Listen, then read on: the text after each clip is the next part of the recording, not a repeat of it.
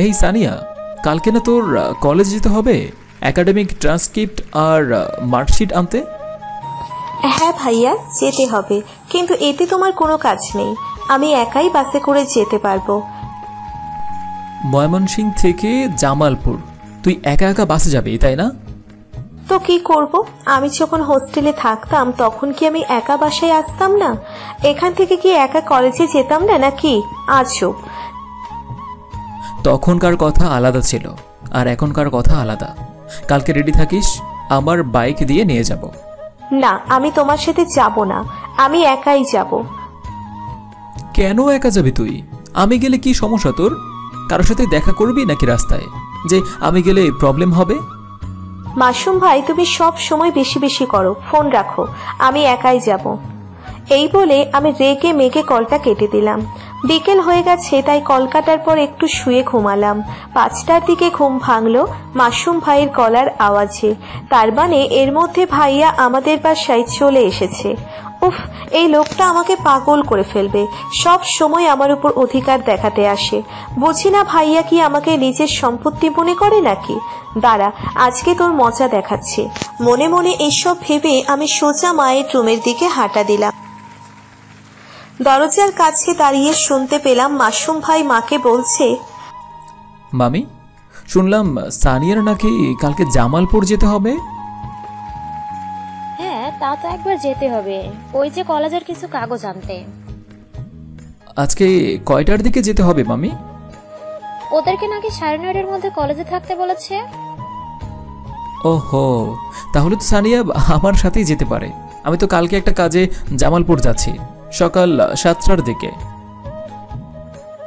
তুমি নিয়ে যাবে? তাহলে তো ভালোই হয়। মামি, ভালোই তো হয়।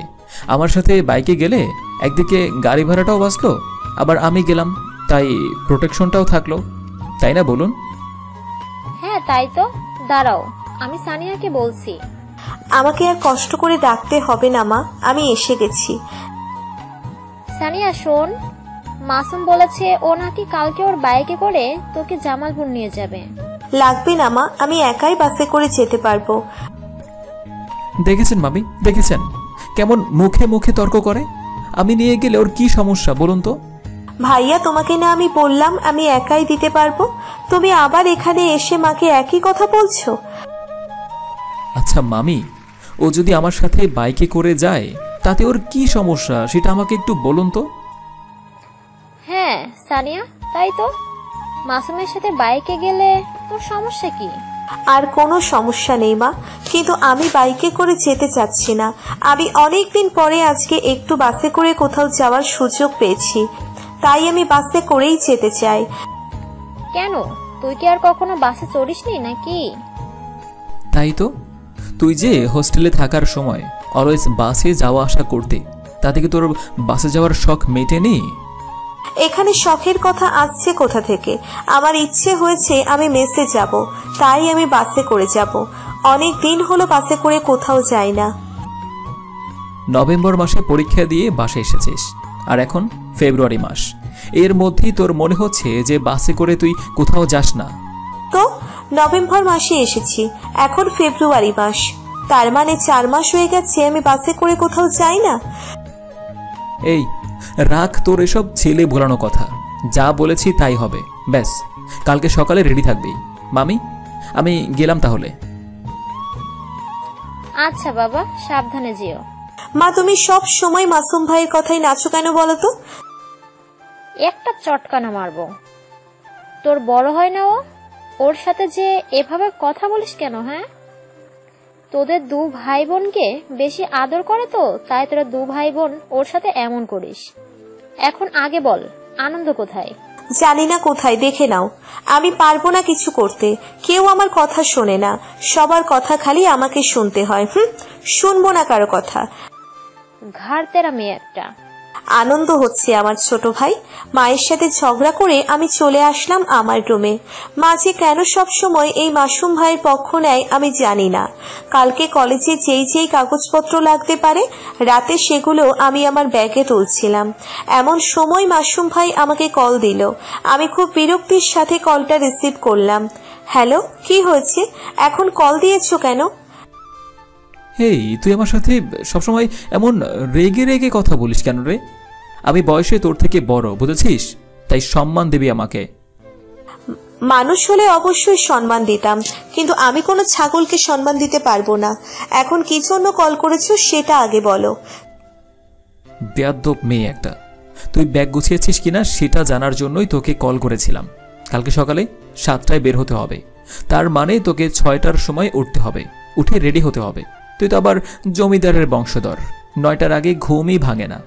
তাই আগেই কল করে বলে রাখলাম যেন ব্যাগটা গুছিয়ে রাখিস, আর 6টার সময় অ্যালার্ম দিয়ে রাখিস। তা আমার ঘুম থেকে ওঠা নিয়ে তোমার যখন এতই সমস্যা, তাহলে আমাকে তোমার সাথে নিয়ে যেতে চাচ্ছ কেন? আমি তো একাই যেতে পারি। আবার সেই এক কথা শুরু করে দিয়েছে। এই কল রাখতো তুই, কালকে সকালে রেডি থাকবি। ব্যাস, টাটা, আল্লাহ হাফিজ, ফি আমানিল্লাহ। বারবার শুধু আমাকে কল করে ডিস্টার্ব করে শয়তান ছেলে। তাই আমি কলটা কেটে নিচের ব্যাগ গোছানোর দিকে মনোযোগ দিলাম। তারপর রাতে 11টার দিকে শুয়ে পড়লাম। শুয়ে পড়ার একটু পর চোখটা লেগেই আসছিল, এমন সময় মাসুম ভাই আবার আমার ফোনে কল দিল। আমি ঘুম ঘুম চোখে কলটা রিসিভ করলাম। আবার কার মাথা খাওয়ার জন্য কলটা দিয়েছো তুমি? তোর ফোনে যেহেতু কল দিয়েছে, তার মানে তোর মাথা খাওয়ার জন্যই কল দিয়েছি। এখন আগে বল, অ্যালার্ম দিয়েছিস কিনা? ধুর, অ্যালার্মের কথা তো ভুলেই গেছি। আমি জানতাম তুই এই কাজটাই করবি, এই জন্যই আবার কল দিলাম। দয়া করে অ্যালার্মটা আগে সেট কর, তারপরে আমাকে বাই। অ্যালার্ম সেট করার পরেই কিন্তু আমি কল কাটবো, নয়তো আজকে কল কাটবই না। উফ, কি টর্চার! এই যে অ্যালার্ম সেট করলাম, একটা দিলাম 6টায়, একটা 6:10-এ, আর একটা 6:20-এ, আর একটা 6:30-এ। এখন হয়েছে তো? আল্লাহ হাফিজ। এবার দয়া করে তুমিও ঘুমাও আর আমাকেও ঘুমাতে দাও। আমি কিভাবে বিশ্বাস করব যে তুই অ্যালার্ম সেট করেছিস? একটা স্ক্রিনশট নিয়ে আমার মেসেঞ্জারে পাঠিয়ে দে, তারপরেই আমি কলটা কাটবো। আল্লাহ, এই ছেলে আমাকে এত টর্চার করে কেন? এর হাত থেকে তুমি আমাকে বাঁচাও। মেসেঞ্জার চেক করো, দেখো স্ক্রিনশট পাঠিয়েছি।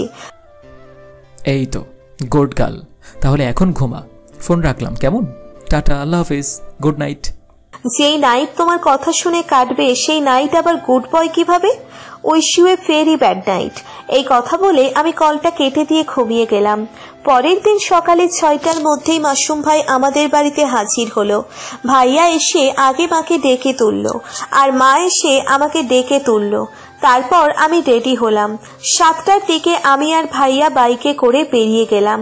কলেজে যাওয়ার পথে এত সকালে ঘুম থেকে ওঠার কারণে আমার খুব ঘুম পাচ্ছিল। ভাইয়া আমার হাতটা নিয়ে নিজের পেটের সাথে রেখে বলল, এবার তুই ঘুমাতে পারিস, আমি তোকে ধরে রেখেছি, বাইক থেকে পড়বি না। আরে না না, হুট করে যদি পড়ে যাই তখন কি হবে বলো তো? আমি যেহেতু একবার হাত ধরেছি, তার মানে পড়বি না। আমার পিঠের উপর মাথা দিয়ে ঘুমিয়ে যা। যদিও তোমার কথা শুনতে আমি একদম ইচ্ছুক নই, কিন্তু এই মুহূর্তে আমার খুব ঘুম পাচ্ছে, তাই ঘুমালাম। আমাকে ধরে রেখো, কেমন? আমার কথা শুনবি কেন? আমি তো শুধু নিম পাতার মতো তেতো কথা বলি, তাই না? ঘুমা, বলদ। এরপর আমি ভাইয়ার কাঁধে মাথা রেখে ঘুমিয়ে গেলাম। পেছনে আমি ঘুমিয়ে আছি বলে ভাইয়া খুবই আস্তে আস্তে বাইক চালাচ্ছিল। কলেজে যাওয়ার পর ভাইয়া আমাকে ডেকে তুলল। ও ম্যাডাম, এবার উঠুন, তোর কলেজের সামনে দাঁড়িয়ে আছি আমরা, উঠ বলছি। কি বলছো? এত তাড়াতাড়ি চলে আসলাম? এত তাড়াতাড়ি মানে? কয়টা বাজে দেখ, 7টায় বেরিয়েছিলাম, আর এখন 9:25 বাজে। বলদ, 9:30-এর মধ্যে তোদেরকে এখানে থাকতে বলা হয়েছিল, যা আগে। কলেজে গিয়ে দেখি এখনো তেমন কেউ আসেনি। আমার সিরিয়ালটাই সবার আগে। তারপর আমি গিয়ে সবার আগে কাগজপত্র তুলে নিয়ে আসলাম। ভাইয়া আমাদের কলেজের সামনে বসে অপেক্ষা করছিল। তারপর আস্তে আস্তে আমার বান্ধবীরা আসতে থাকলো। সেদিন কলেজে আমার অনেক বান্ধবীদের সাথে দেখা হলো। তারপর একাডেমিক ট্রান্সক্রিপ্ট আর মার্কশিট তুলে আমি আর ভাইয়া বেরিয়ে গেলাম আবার বাসার উদ্দেশ্যে। যাওয়ার সময় আমি আর ভাইয়া কথা বলছিলাম। সানিয়া, তোর বান্ধবীগুলো কিন্তু বেশ সুন্দর দেখতে। হ্যাঁ, তা তো হবেই, বান্ধবীদেরকে তো ভালো লাগবেই। হ্যাঁ, অন্তত পক্ষে তোর মতো খ্যাত মার্কা তো না, সেটাই বা কম কিসে বল? চুপচাপ গাড়ি চালাও, নয়তো একদম মাথার মধ্যে বাড়ি মারবো। সাধে কি আর আমি তোকে বলদ বলি? আমার মাথায় হেলমেট আছে বলদ। তুই আমার মাথায় বাড়ি মারলেও আমার কিছুই হবে না এখন। আসছে, হেলমেটটা খুলে তারপর দিব একদম। ভালো কথা বলেছিস, আমার মাথাটা চুলকাছে রে। হেলমেটটা খুলে তোর মাথায় পরিয়ে দিচ্ছি, দাঁড়া আগে বাইকটা সাইড করে। তারপর ভাইয়া বাইকটা সাইড করে নিজের মাথা থেকে হেলমেটটা খুলে আমার মাথায় পরিয়ে দিল। আমি হেলমেট মাথায় দিয়ে কানে যেন সবকিছুই বেশি বেশি শুনতে পাচ্ছিলাম, তাই হেলমেটের ছোট ছোট আওয়াজ করে খেলতে খেলতে যাচ্ছিলাম। হঠাৎ ভাইয়া চিৎকার দিয়ে উঠল, সানিয়া তুই সোজা হয়ে বস, অ্যাক্সিডেন্ট হয়ে যাবে হয়তো। বলতে বলতেই একটা অটোর সাথে ধাক্কা খেয়ে আমাদের বাইকটা চটকা খেয়ে রাস্তার ওই পারে চলে গেল। ভাইয়া ওই অবস্থাতেও বাইকটা ছেড়ে দিয়ে আমার হাতটা ধরে রেখেছিল, কিন্তু এই ধাক্কার কারণে বেশিক্ষণ ধরে রাখতে পারেনি। ভাইয়ার হাত থেকে আমার হাতটা ছুটে যাওয়ার সাথে সাথে আমি উল্টে গিয়ে রাস্তার ওই পাশে একটা দোকানের বন্ধ শাটারের সাথে বাড়ি খেলাম। আমার মাথাটা গিয়ে দোকানের দেওয়ালের সাথে লেগেছিল, কিন্তু একটু আগে ভাইয়ের মাথা থেকে আমার মাথায় হেলমেটটা খুলে দেওয়ার কারণে আমার মাথাটা বেঁচে গেছে। হেলমেটের কাঁচটা তৎক্ষণাৎ ভেঙে গেল। আমি পিটপিট করে চোখ খুলে সামনের দিকে তাকালাম, দেখলাম ভাইয়া খোঁড়াতে খোঁড়াতে আমার দিকে দৌড়ে আসছে। আমি ভাইয়ার দিকে এক হাত বাড়িয়ে দিলাম। ভাইয়া এসেই আমার হাতটা জড়িয়ে ধরল আর আমাকে ওই অবস্থাতেই কোলে তুলে নিল। তারপর পাশের একটা গ্যারেজে নিয়ে গিয়ে চেয়ারে বসালো। সেখানে কিছু মহিলা ছিল, তারা আমার মাথা থেকে হেলমেটটা খুলে মাথায় পানি ঢাললো। আসলে আমি বাইক থেকে ছিটকে পড়ার সময় আমার তলপেটে অনেকটা ব্যথা পেয়েছি, সেখান থেকে রক্ত পড়ছিল আর ভাইয়ার হাত পা মাথা থেকে অনবরত রক্ত পড়ছিল। আমার সামনেই ভাইয়া হাঁটু গেড়ে বসে বারবার আমার গালে হাত দিয়ে আমাকে জাগিয়ে রাখার চেষ্টা করছিল। ভাইয়া আমাকে বলছিল, সানিয়া, এই সানিয়া, কিচ্ছু হয়নি, চোখ চোখ খুলে রাখ। এই দেখ তোর সামনে আমি বসে আছি, কিচ্ছু হয়নি সানিয়া, কিচ্ছু হয়নি, সাহস রাখ তুই। তোমার কিছু হয়নি তো? তুমি ঠিক আছো তো? আমি একদম ঠিক আছি সানিয়া, আমার কিছু হয়নি। এই দেখ, তুই আমার দিকে তাকা, চোখ বন্ধ করছিস কেন? সানিয়া, সানিয়া। তারপর আর কিচ্ছু শুনতে পারিনি, তার আগেই ঢলে পড়লাম মাসুম ভাইয়ের কোলে। যখন চোখ খুলল তখন আমি আর মাসুম ভাই একটা রিকশায় বসা ছিলাম। ভাইয়া অনবরত আমার গালে চড় দিচ্ছিল আমাকে হুঁশে আনার জন্যে। চোখ খুলতেই আমার চোখ গেল ভাইয়ার পায়ের দিকে। ভাইয়ের রক্তে পুরো রিকশায় যেখানে পা রাখে সেই জায়গাটা ভরে গেছিল। আমি প্রথমে ভেবেছিলাম হয়তো আমার পা থেকে এত রক্ত বেরোচ্ছে, কারণ আমারও বোরখা ছিঁড়ে গিয়ে সেখান থেকে রক্ত পড়ছিল, কিন্তু পরে দেখলাম ভাইয়ার প্যান্ট ছিঁড়ে অনবরত রক্ত পড়ছে তো পড়ছেই, থামার নামই নিচ্ছে না। এত রক্ত দেখে আমার আবার মাথা ঘুরিয়ে গেল, কিন্তু এবার আর জ্ঞান হারালাম না। ভাইয়া আমার চোখে মুখে অনবরত চুমু দিয়ে যাচ্ছে। আমার মাথাটা ভাইয়ার বুকে জড়িয়ে ধরে অঝরে কান্না করছে ভাইয়া, অঝরে কান্না করছে ভাইয়া। এত শক্ত একটা মানুষকে আমি এই প্রথম এভাবে কান্না করতে দেখছি। অদ্ভুত বিষয় হলো আমার পায়ের যে জায়গায় কেটে গেছে ভাইয়ারও ঠিক একই জায়গায় কেটেছে, বাম পায়ের মাঝ বরাবর। রিকশাটা হাসপাতালের সামনে আসতেই ভাইয়া আমাকে কোলে করে নিয়ে তাড়াতাড়ি হাসপাতালের ভিতরে ঢুকলো। তারপর আমাকে ডাক্তারের কাছে দেওয়ার পরে ভাইয়া সেখানেই বসে পড়ল। হয়তো ভাইয়া নিজেও এবার জ্ঞান হারিয়ে ফেলেছে, কিন্তু সেটা আর আমি দেখতে পারলাম না। আমি আবারও জ্ঞান হারালাম। যখন চোখ খুলল তখন দেখতে পেলাম ভাইয়া মাথায় ব্যান্ডেজ নিয়ে আমার হাত ধরে আমার পাশে বসে আছে। আমি দেখলাম আমার হাতে পায়ে ব্যান্ডেজ করা আর ভাইয়ারও মাথায় হাতে পায়ে ব্যান্ডেজ করা। আমি ভাইয়ার দিকে তাকিয়ে ভাইয়াকে বললাম, তুমি না বললে কিছু হয়নি, তাহলে তুমি কান্না করছো কেন? তোকে হারানোর ভয়ে যে আমার কলিজা কেঁপে উঠেছিল। আরে ধুর, এত ভয় পেয়ে কি হবে? আমার এত তাড়াতাড়ি কিচ্ছু হবে না। যদি কিছু হয়ে যেত তাহলে আমি কখনো নিজেকে ক্ষমা করতে পারতাম না। আরে বোকা, আমার তো এখনো বিয়েই হয়নি, আল্লাহ এত তাড়াতাড়ি আমাকে নিয়ে নেবেন না। এরকম সিরিয়াস একটা মোমেন্টে তোর মুখ দিয়ে এমন হাস্যকর কথা বের হচ্ছে কিভাবে সানিয়া? নিজে তো হাসছিস, আমাকেও হাসিয়ে দিচ্ছিস। তোমাকে এমন মেয়েদের মতো কান্না করতে দেখতে আমার ভালো লাগছে না। এখনই চোখ মুছো। এই যে চোখ মুছে ফেলেছি ম্যাডাম, এবার ঠিক আছে? পারফেক্ট। তুমিও যে ভয় পেয়ে কান্না করতে পারো এটা আমি আজকে প্রথম দেখলাম। আগে তো কখনো এভাবে কান্না করোনি। আগে তো কখনো তোকে এভাবে হারানোর ভয়ও পাইনি, তাই না? তাহলে কান্না করবো কোন দুঃখে? বাবা, আমাকে হারিয়ে ফেললে বুঝি তোমার অনেক কষ্ট হবে? এতটাই কষ্ট হবে যা আমি বলে তোকে বোঝাতে পারবো না। এই কষ্ট কখনো সন্ধে প্রকাশ করার মতো নয়। সেসব না হয় বুঝলাম, কিন্তু এই ডাক্তার ইনজেকশন নিয়ে আমাদের দিকে আসছে কেন? ও, এটা হচ্ছে ব্যথার ইনজেকশন। এটা দিলে তুই গায়ে যে ব্যথা পেয়েছিস সেটা কমে যাবে। না না না, আমার কোনো ইনজেকশন লাগবে না। আমি এমনি ফিট আছি, আমার কোনো ব্যথা লাগেনি। আমি একদম ঠিক আছি। এই আর বাচ্চামি করিস না তো, একটা ইনজেকশনই তো দেবে, তাতে এমন কি হবে তোর? তোমার এত মন চাচ্ছে ইনজেকশন দিতে, তুমি দাও, আমাকে বলো না প্লিজ। আমি ইনজেকশন দিব না। আচ্ছা আচ্ছা, কাম ডাউন সানিয়া। ওকে ফাইন, দিতে হবে না ইনজেকশন। তুই আমার দিকে তাকা। ডাক্তারকে চলে যেতে বলো, আমি কোনো ইনজেকশন দিব না। দিতে হবে না বললাম তো, তুই আমার দিকে তাকা। এই তোর ব্যাগে তো তোর সব কাগজপত্র ছিল, তাই না? হ্যাঁ, আমার ব্যাগের মধ্যেই তো সব ছিল। এভাবে আমার মোবাইলটাও ছিল, আর আমার 600 টাকাও ছিল। আমার ব্যাগটা কোথায় গেল? দেখো তো আমার ব্যাগটা কোথায়। আসলেই তো, তোর ব্যাগ কোথায় গেল? আঙ্কেল দেখুন তো, ওদিকে সানিয়ার ব্যাগটা আছে কিনা, নাকি হারিয়ে গেল? হাই হাই, এ কি বলে? আমার ব্যাগ কোথায় গেল? আপনারা একটু দেখুন তো ওখানে আমার ব্যাগ কিনা। ও বাবা গো, আমি শেষ। ইনজেকশন দিয়ে দিল রে। হাই রে, কেউ বাঁচাও আমাকে। এই চুপ, একদম চুপ। এখানে চিৎকার করার মতো কি হয়েছে? হ্যাঁ, তোকে যে কখন ইনজেকশন দিয়েছে তুই কি টের পেয়েছিস? টের না পেলে আবার আমি এভাবে বিলাপ করে কান্না করতাম? তোর তো সব সময়ের অভ্যাস বিলাপ করা। এখন এই নে তোর ব্যাগ, এখানে দেখ তোর সব কিছু ঠিক আছে কিনা। তার মানে ব্যাগটা তোমার কাছেই ছিল? তুমি শুধু শুধু আমাকে টেনশন দিলে। খুব খারাপ মাসুম ভাইয়া, খুব খারাপ তুমি। পাগলি মেয়ে একটা। বলেই মাসুম ভাইয়া সবার সামনে আমার কপালে একটা কিস করলো। আমি প্রথমে বিষয়টাকে হালকাভাবে নিলেও পরে আশেপাশের মানুষ দেখে লজ্জা পেয়ে গেলাম।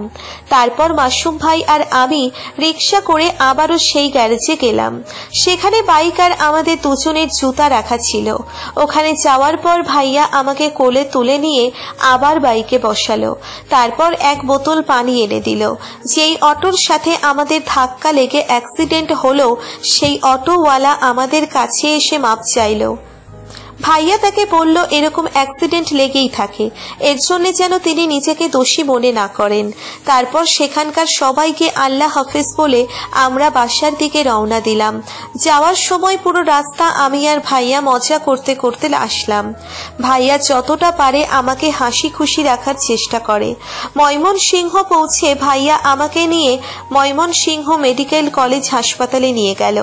সেখানে গিয়ে আমার পায়ের এক্স-রে করানো হলো।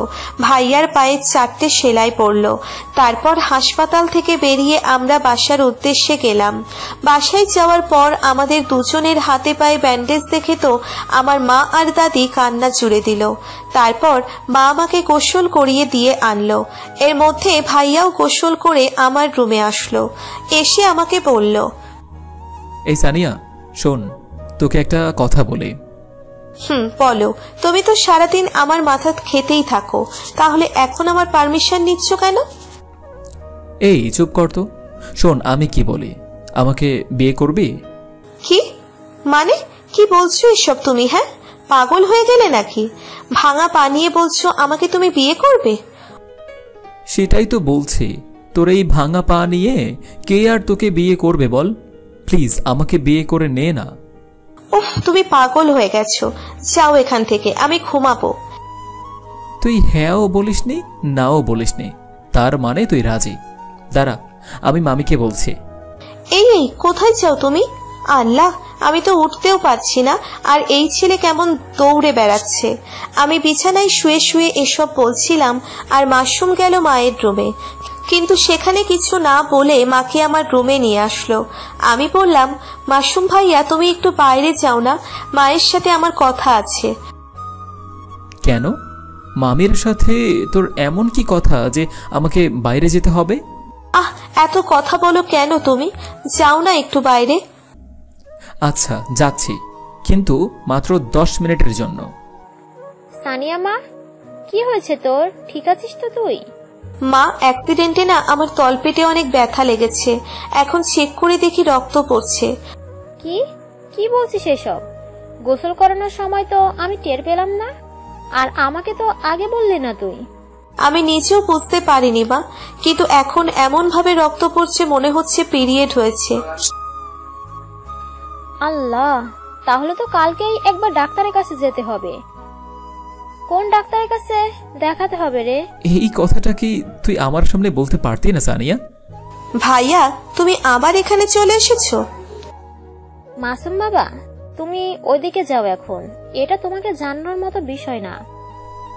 মামি, এত বড় একটা কথা আর আপনি বলছেন আমি জানতে পারবো না?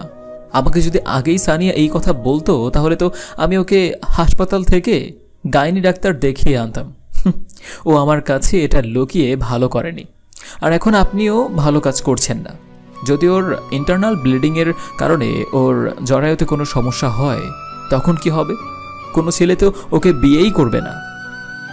তাই তো, এটা তো আমি ভেবে দেখিনি। আচ্ছা, তাহলে এখন কি করব আমরা? আমি কালকেই সানিয়াকে নিয়ে গাইনি ডাক্তারের কাছে যাব, আর মা বাবা এসেছে, আপনাকে ডাকছিল, তাই আমি ওই ঘরে এসেছিলাম। আপনি আগে মায়ের সাথে দেখা করুন। তোমার মা তো সানিয়াকে দেখতে এই ঘরেই আসবে, আসতে বলো। আর কাউকে বলতে হবে না, আমি এসে গেছি। দেখ সানিয়া মা, কোথায় কোথায় ব্যথা লেগেছে তোর মা। এই মাসুমটাকে আমি কতবার বলি যে বাইকটা আস্তে চালাবি, কিন্তু আমার কথা শোনেই না। ব্যস্ত হইও না, তেমন কিছুই হয়নি। আর কি পায়ের চোটটা একটু বেশি লেগেছে। ভাইয়ার তো সেলাইও লেগেছে জানো। এই মাসুমের মা, আগে এদিকে এসো, সানিয়ার সাথে পরে গল্প করো। জানো, সানিয়ার না জরায়ুতে সমস্যা হয়ে গেছে, এখন ওকে আমি কোথায় বিয়ে দেব তুমিই বলো। মা, মাসুম ভাইয়া খালি বলেছে সমস্যা হতে পারে, আর তুমি বলছো সমস্যা হয়ে গেছে। তুই চুপ থাক মামি, এটা কিন্তু খুব সিরিয়াস বিষয়। জরায়ুতে সমস্যা হলে তো বাচ্চা কাচ্চা হয় না। এখন ওকে কোথায় বিয়ে দিবে তুমি? আল্লাহ, এত টেনশন। মাসুম ভাই কি বলছো এসব তুমি? আল্লাহ। মা, তুমি আমার কথা শোনো। আরে ভাই, কান্না করছো কেন? আমার মেয়েটার এখন কি হবে মাসুমের মা? আমি তো চোখে কোনো পথ দেখতে পারছি না।